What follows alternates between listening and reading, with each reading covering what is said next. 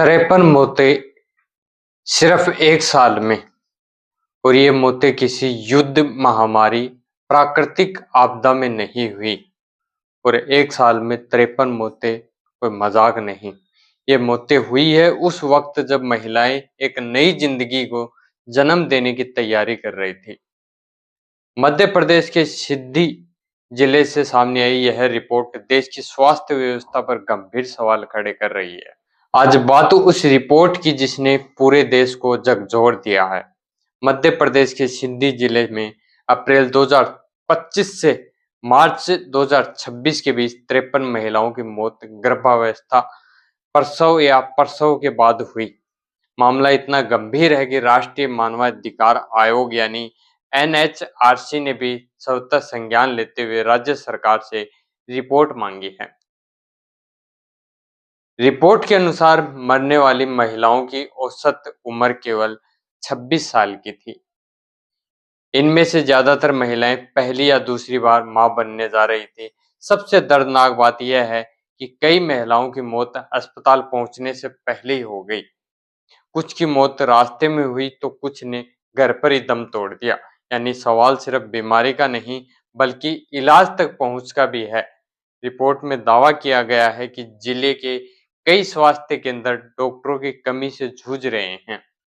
कहीं विशेषज्ञ डॉक्टर नहीं हैं, कहीं पर्याप्त नर्सिंग स्टाफ नहीं है, तो कहीं जरूरी उपकरण और सुविधाएं नहीं हैं।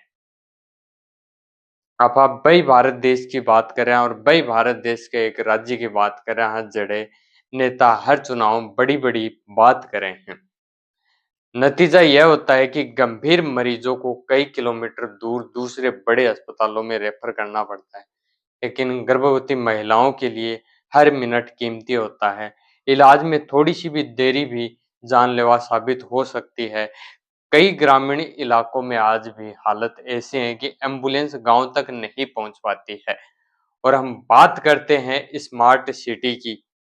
महिलाओं को खाट या चारपाई पर उठाकर सड़क तक लाना पड़ता है।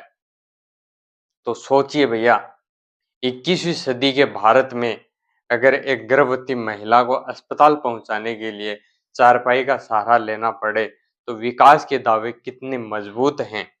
एक तरफ आप बात करा कि देश चांद पर पहुंच चुको और उरे जो गर्भवती महिला है बट टाइम पर अस्पताल को पहुंच पा रही हैं, बकी वजह से बन की मौत हो रही है। बात करें विशेषज्ञों के अनुसार मात्र मृत्यु दर किसी भी स्वास्थ्य व्यवस्था की सबसे बड़ी परीक्षा होती है, क्योंकि प्रसव कोई बीमारी नहीं बल्कि एक सामान्य जैविक प्रक्रिया है।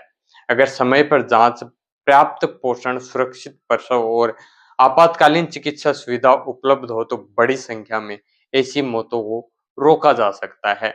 सिंधी जिले का मामला इसलिए भी चिंता बढ़ाता है क्योंकि यह केवल एक जिले की कहानी नहीं हो सकती, यह उन दूर दराज इलाकों की तस्वीर दिखाता है जहां आज भी स्वास्थ्य सेवाएं कागजों में ज्यादा और जमीन पर कम दिखाई देती है।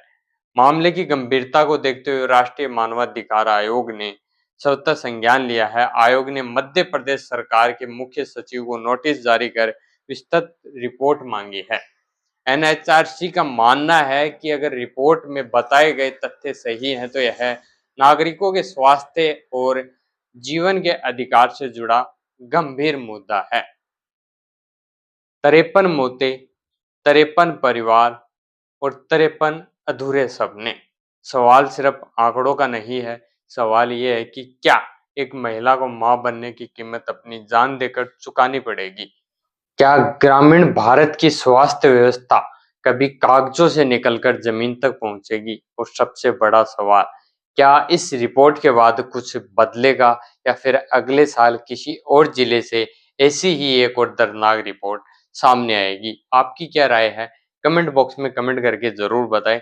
और जो भी यह मैंने आपको बताया है, ये मैंने भैया मेरी तरफ से नहीं बताया है, ये जो रिपोर्ट है, जो खबर है, उसके अनुसार मैंने आपको बताया है।